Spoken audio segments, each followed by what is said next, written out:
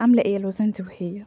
أنا عايزة أقول لكم إن أنا ما بقيتش عارفة أنا باخاطب الفئة اللي هي أقل من 30 سنة بخصوص الريفيوهات والمنتجات اللي أنا باجربها، وبانزّل عنها بقى حلوة مش حلوة، مناسبة مش مناسبة، والّا باخاطب الأمهات اللي ولادهم بقى رايحين المدرسة وروتين تنضيف البيت، وحاسة إن أنا عشوائية كده في القناة بصراحة، ومش عارفة أستقر على يعني أنهي زاوية من الموضوع ده.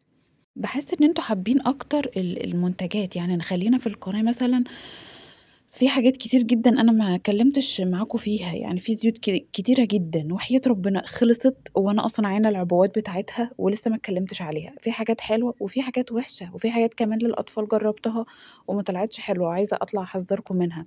ما عنديش وقت ومش عارفة أو ما عنديش شغف لموضوع الريفيوهات مع إن أنتم متحمسين أكتر في الموضوع ده. أنا حاسة إن أنا عايزة تشجيعة، يعني محتاجة تشجيعة كده مثلًا في الكومنتات.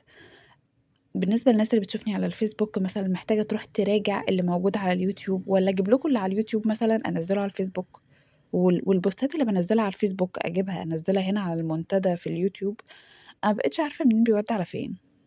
أنا محتاجة أستقر، أرتّب أفكاري، أضبّط حاجات كتير جدًا في وقتي، حاسة إن وقتي مش مضبّط، والطاقة بتاعتي برضه خلصانة، حاسة أنا فاقدة الشغف شوية بصراحة.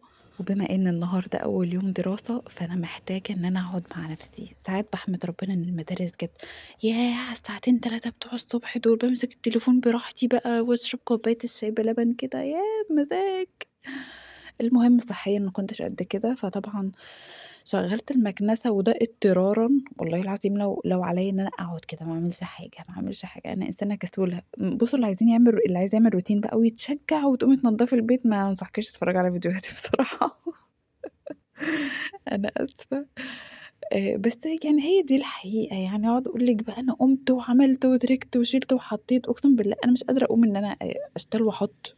أنا كنست كده حوالين السجادة والسجادة كده من فوق الوش كده وفاهمة، والسيراميك الحتت اللي باينة وخلاص. وهو ده المتداول خلّي بالكم يعني.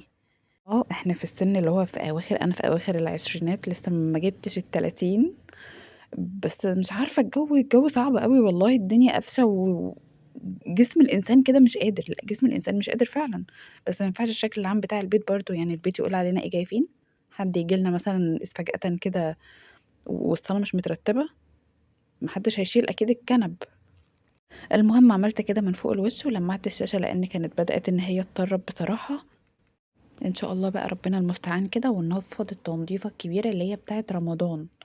لكن تنضيفة قبل المدارس لا، لا، لا، أنا واحدة صحتي على قدّي ما أقدرش إن أنا أعمل قبل المدارس، تنفيضة المدارس وتنفيضة رمضان وتنفيضة العيد والتنضيفات اللي هي بتاعة المناسبات العشوائية دي، لا، لا، لا، لا، ما ليش أنا دعوة بالكلام ده. هو اليوم أصلًا ما بيكفّيش، اليوم اللي بتذاكري فيه للعيال ما بتغسليش فيه، واليوم اللي بتغسلي فيه ما بتطبّقيش فيه، واليوم اللي بتطبّقي فيه وتغسلي وتطبخي ما بتعرفيش تذاكري للعيال فيه. بعد ما خلّصت الصالة الترويقة اللذيذة الخفيفة، ادّيت لها رشة معطر كده جميل، ولقيت ريان ابني داخل عليَّ بالبقعة اللطيفة دي، عصير الشوكولاتة. من أول يوم يا حبيبي، طب هو إحنا نلحق نغسل وننشر وينشف والّا هنعمل إيه دلوقتي؟ المهم كلوركس وفانيش قاموا معانا بالواجب، وتمت المهمة بنجاح، ونتقابل في فيديو جديد بقى إن شاء الله.